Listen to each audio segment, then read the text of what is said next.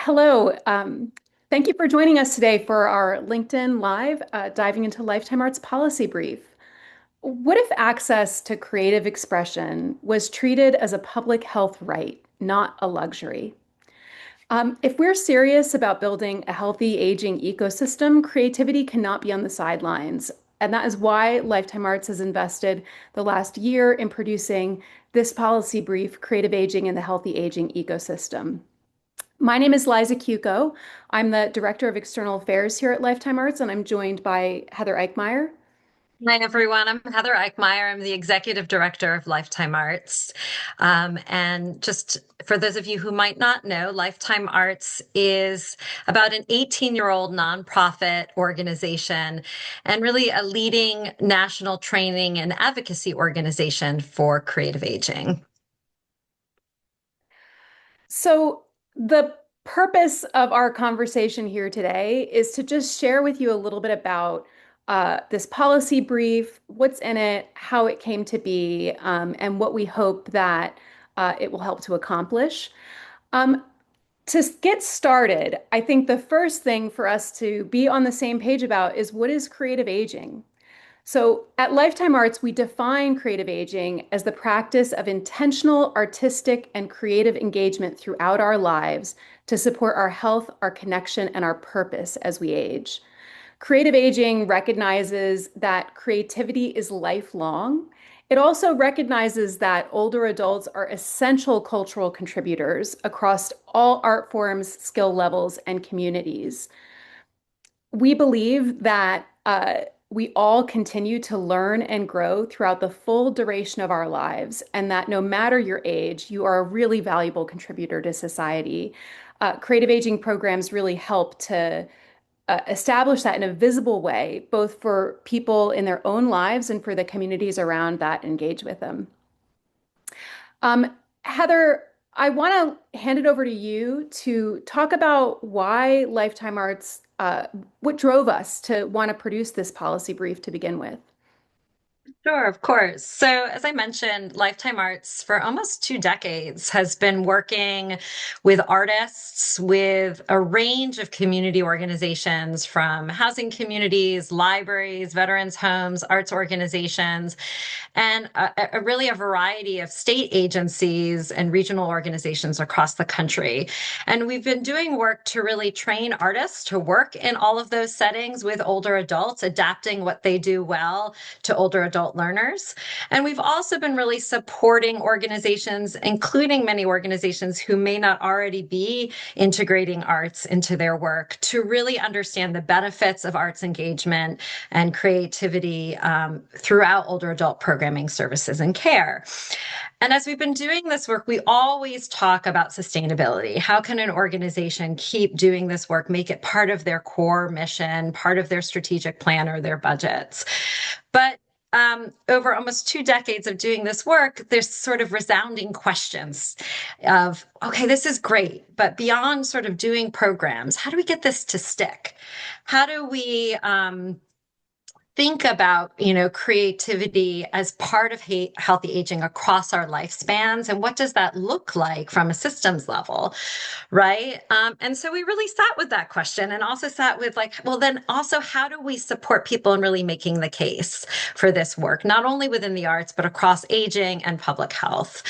So our vision at Lifetime Arts is what is a future where creativity and arts engagement is woven into the fabric of community, right? And one of our colleagues and friends, Dr. Jill Sankey out of the University of Florida Arts and Medicine Project, has this wonderful phrase when she's thinking about the future of arts and health of the seatbelt moment, right? I am 49 years old. I grew up climbing into my parents' Oldsmobile station wagon with my two brothers with no seatbelts, often in the back, looking out.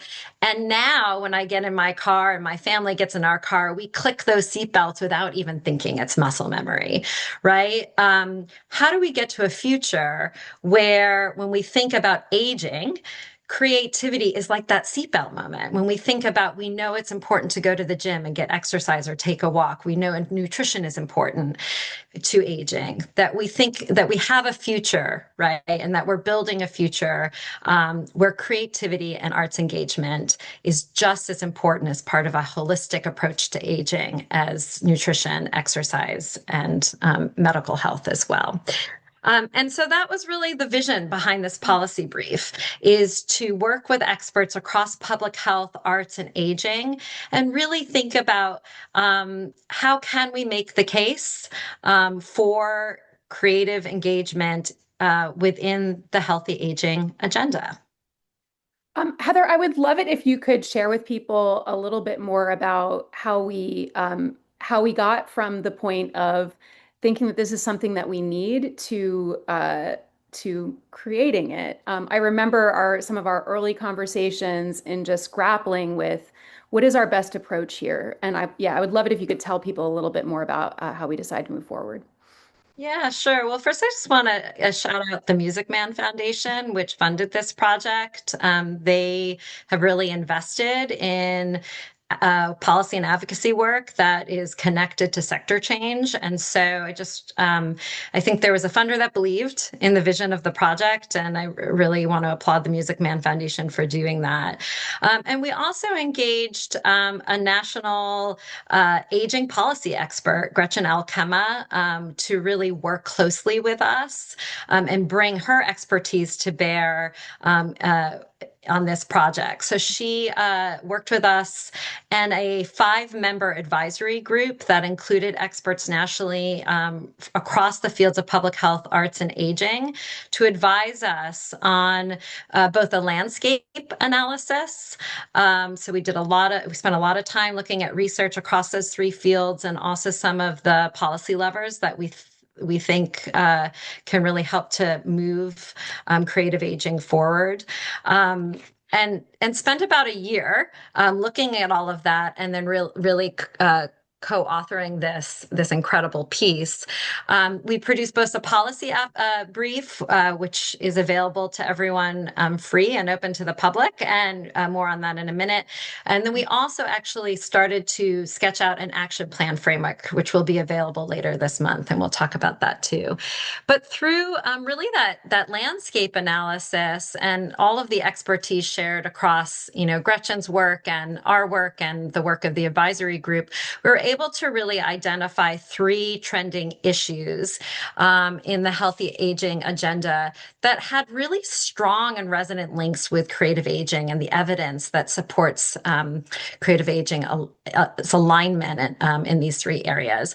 And they are, as you can see from the slide, brain health, right? So there's so much attention across communities, in the corporate sector, throughout research on the impact of creative learning on cognitive function, memory, and mental health. The other is social connectedness. And of course, there was a lot of attention paid to this during and just post-COVID, but really this is something, especially those of us in the arts have known for a long time, right?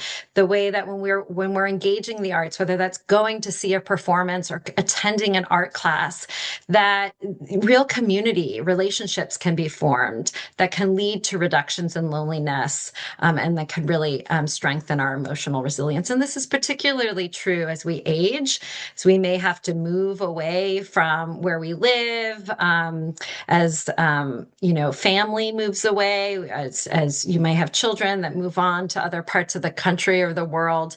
And so really, how do we continue to strengthen that social fabric? And then finally, livable communities. And so looking at the ways that engaging in the arts can foster new relationships, can provide opportunities for older adults to really contribute to community decision-making, events, and really create vital neighborhoods that are inclusive.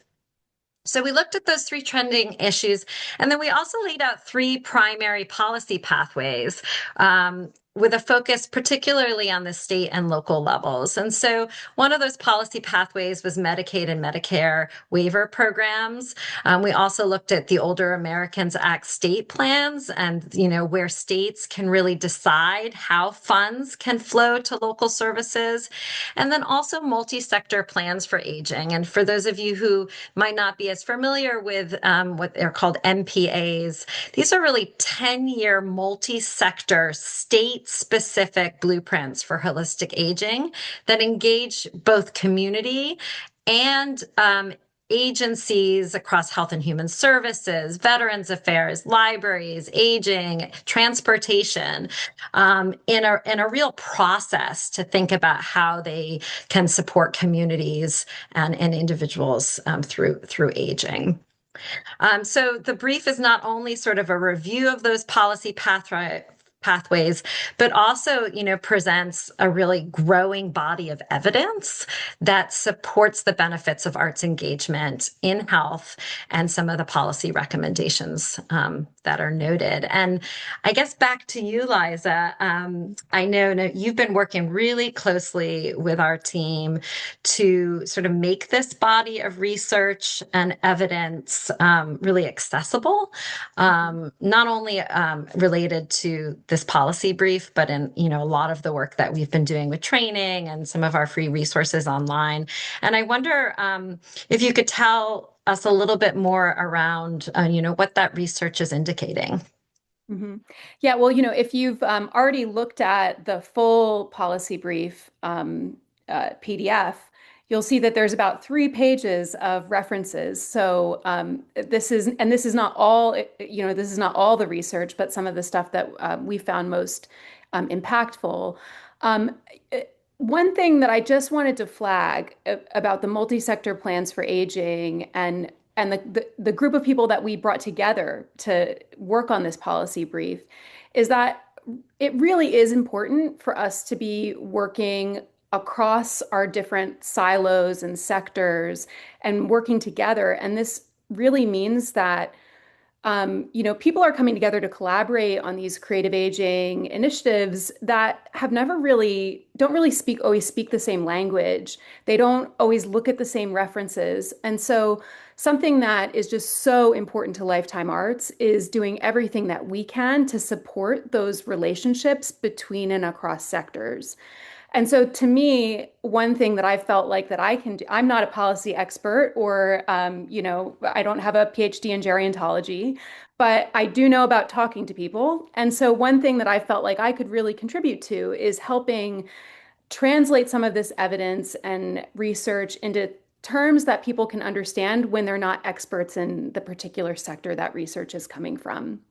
So we've been releasing a few resources, and my colleague Jacqueline is going to throw something into the LinkedIn chat that is one of our web pages that bundles up some of this stuff. But I just wanted to highlight a couple really interesting things that have come out. So one thing, creative aging or participating in the arts helps us in all manner of ways, sometimes ways that aren't predictable. Like you can take a painting class and fall less, which to me, when I heard that, it made sense to me that you could take a dance class and fall less, but take a painting class and fall less. Like there's really interesting things happening in the brain. Older adults who engage in creative activities have been shown in studies to be 20% less likely to experience depression, both immediately when they're taking the class and years after the class happens. So the impact isn't just in this one moment, it is something that is changing something in the way that our brains are wired. Older adults who engage in creative activities at a more frequent pace show better functioning across pretty much any spectrum from fitness, sleep, and overall feelings of their health. There's a study that's come out, I think, in the recently that's shown that both art making, so participating in making art and enjoying the art that others are making, for up to an hour a week, just 1 hour a week, it leads to better executive function, right? So we can reason better, speak better, and that research has shown that participation can last up to have an impact for up to 7 years. And the last thing that I just wanted to flag is that the more people engage in social, cultural, and community activities, the less they go to hospital, the less they stay in nursing homes, and the more they access routine healthcare.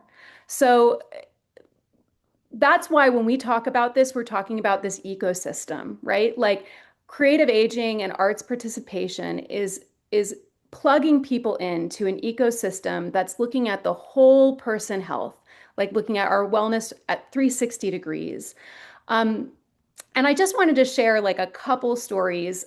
Something that in an article that we recently published that links to some of those studies that I just mentioned the outcomes of. There's a quote from Dr. Daisy Fancourt, who is a researcher at University College London, my alma mater. And Dr. Fancourt had references a person that she was working with named Russell, who was participating in a arts on referral program in the UK. And she says that over a period of weeks, he started to see benefits. That he was no longer needing help with his sleep. He was able to reduce the medication he was on, and then until he was off it completely.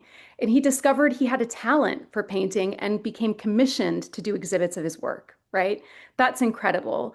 I've also spoken personally to a number of people across the country, from here in North Carolina, where I live, all the way over in Wyoming, who have really spoken about the way that participating in creative aging programs has helped them deal with loss, from having feelings of isolation from like multiple compounding losses, um, losing a spouse and kind of you don't know what to do with yourself, and participating in creative aging programs has really helped them to build a new community and find a new sense of purpose. The last thing that I wanted to share is from a totally unstructured thing, right? Creative aging programs can be sequential classes where you learn, drop-in workshops, clubs, all sorts of things. And just this week, a gentleman in California sent us an email, and he wanted to just tell us about this group that he has that's been gathering for years playing music together on a beach. It's grown to, like, I think he said over 100 people. They're all mostly in their 80s, and they've been doing this for years. And he said to me, or he said to us in this email, like, one thing that we've started to notice is that while other people in our lives are developing sort of more extreme cognitive problems, none of the people in this group in their 80s have experienced any serious cognitive loss. And I think someone should study us. And so that's like super anecdotal, a guy just sharing his story, but seeing for himself the things that he's doing in his community, how it's impacting the quality of life of the folks that he lives and, shares his life with. That was a lot. So I really want to give you an opportunity, Heather, to talk a little bit more about the policy recommendations that we came up with in this brief. Um, we know that the research and anecdotal evidence supports the role of the arts in healthy aging strategies. Um, but we know that we also need really concrete recommendations to move things forward. So could you just talk to everybody about that a little bit? Yeah, absolutely. And Liza, thanks so much for sharing those examples because I think, when we talk about policy, sometimes it can feel way up here in the sky, right? And I think it's so important to remember we're talking about people, we're talking about every single one of us. And I think it was really a wonderful opportunity to be working on this policy brief last year because sometimes when things felt so uncertain, it was really important for us to remember how do we create something that is flexible, that can be evergreen, even in the face of uncertainty, and that is really achievable and actionable.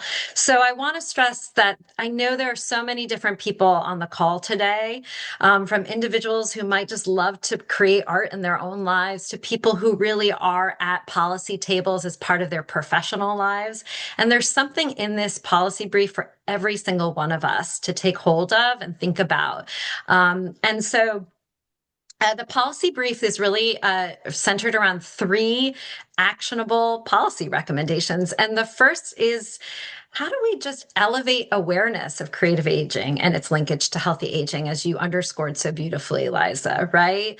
Um, we need to think about sort of how can we take what you just distilled so beautifully and bring it into different conversations, right? Really tell these stories, take some of this model language and think about really elevating it so that we can have that seatbelt moment that I described earlier in the conversation. So this moves from individuals, delivering programs to really a shifting culture to embrace creativity as part of healthy aging. The second recommendation really centers on um, possibility for embedding creative aging model language and concepts into federal and state policy plans for healthy aging, as well as local age-friendly initiatives. What I love about this recommendation is that it's achievable. It really looks at some of the tactics, look at how do we distill some model language around creative aging and embed that model language into things like the multi-sector plans for aging happening across the country, in our Older Americans Act state plans, and in some of our local plans for healthy aging within our own communities. So, kind of some low hanging fruit for really high impact in the long term, right? Because when that language is embedded into those blueprints, right, it can really help to justify, guide, and help to make the case for investment in this work.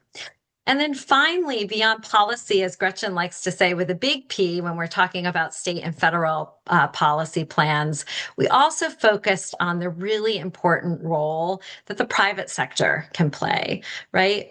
Currently, there are 50 social prescribing for the arts pilots happening in the United States that are primarily being funded through private foundations, right? And some research universities in collaboration with community organizations, right? Um, the private sector has so much opportunity, I think, to really help to research and guide some of these really innovative models for creative aging in our communities, and then really help to bring them to scale, right? Our community foundations and their donor advised funds. What are the roles that each of us can play in really sitting down and educating our community foundations and the importance of creative aging to healthy aging, and unlocking some more investment at the local level that can really support some of these innovative projects, and help us understand and make them more visible. So those are really the three pillars of the policy brief. And I want to stress that there is a really strong focus on what can happen in our states. And if we could go to the next slide, there's a map here that is sort of a beautiful collage of what's already happening in our states across the country. So the blue squares, the light blue squares on this map, are states where their Older Americans Act state plans already mention, in some of them where they have the sort of the triangle or the square, are already mentioning arts and creativity. There are 20 states across the country that already have some mention of arts and music or creative aging in their Older Americans Act state plans, right? I would love to see all 50 states with those in their state plans. There are 3 states, the little pink squares are states that they have multi-sector plans for aging that are already in an implementation phase.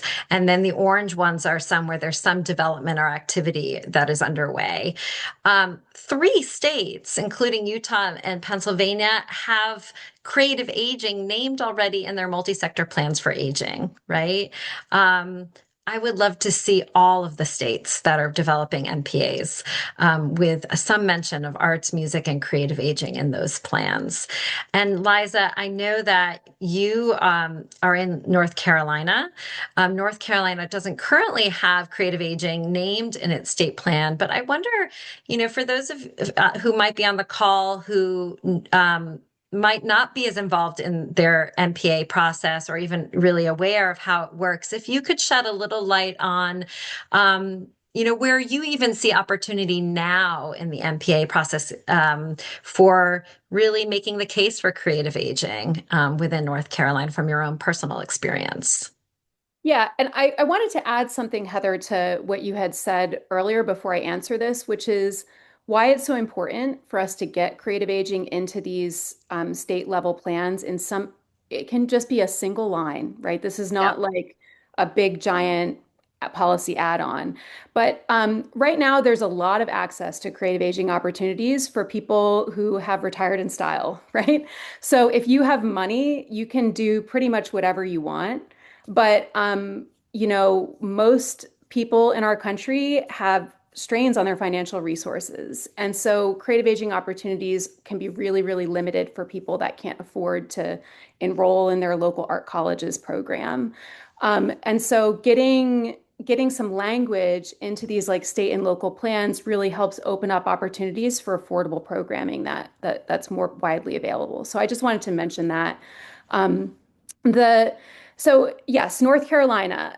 North Carolina, I was not involved at all in the development of our master plan for aging, which is called All Ages, All Stages here. But when I heard that the state was looking for people to join implementation working groups, I jumped on the chance to join. And I think that one thing that anyone on this call can do, if you see that your state has a multi-sector plan for aging or one that's being developed or one where there's a governor's order, you can try and do some research to see who is in charge of that plan and like what inputs are available. Sometimes I think it can feel, especially if you're not like a government worker as like your background, it can feel a little bit intimidating to put yourself up for signing up for something like this. You might think, oh, well, somebody with a PhD again is going to do that or whatever. But I think most of these states are really looking for input from folks that are participating in all parts of aging because these are plans that are meant to look at everything.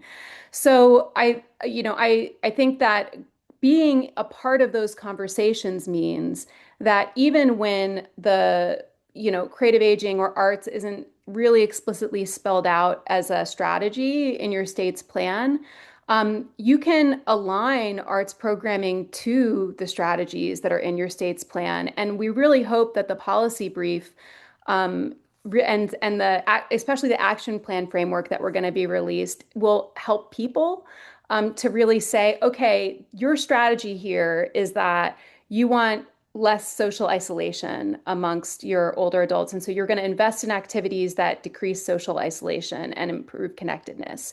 Here's how creative aging does that and like how this program fits into your strategy. And it could become a tactic that's being used. So that's my number one top advice is if you care about this, look and see what's happening and try and get involved.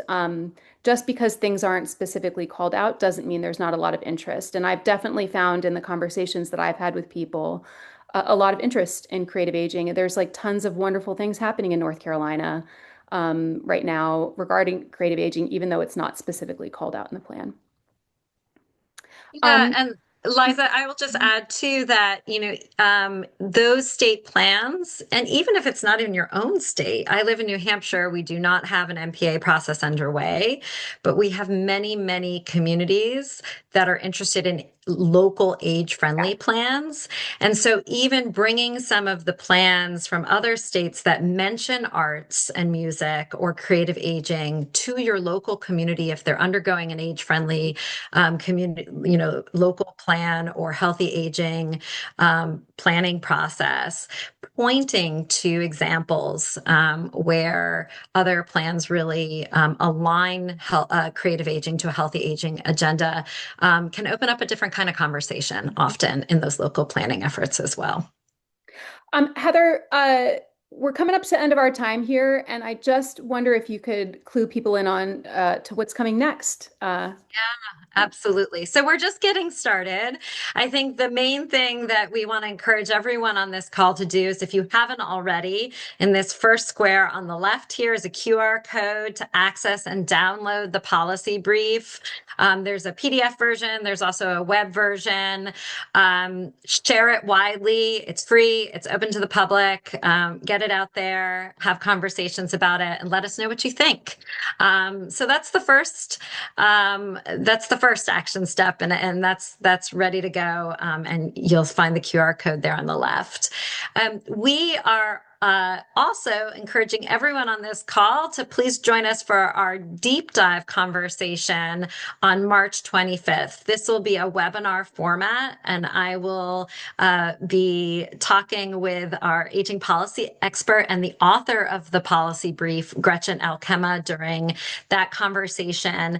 And that is really a chance to dig deeper. Right. We gave you kind of a top level overview of the three policy recommendations. And then we're going to kind of peel back those layers of the onion and get into more specifics around, okay, so how do we move those recommendations forward and what your role in that can look like? And then finally, stay in the loop with policy updates. As Liza and I mentioned, later this month after the webinar on the 25th, we will be releasing our action plan framework. And that's really a more practical, tactical guide to moving forward these recommendations into action over the next 2 or 3 years. And it's really developed for all of you and as a way for you to engage others in this process in collaboration with us. And so lots to come, and reach out. We're really interested to know what you think. If you have questions, and we're happy to come speak at your meetings and to keep the conversation going. We really want this framework and the recommendations to be something that everyone can access and use in their work and in their lives. Thank you all so much for joining us.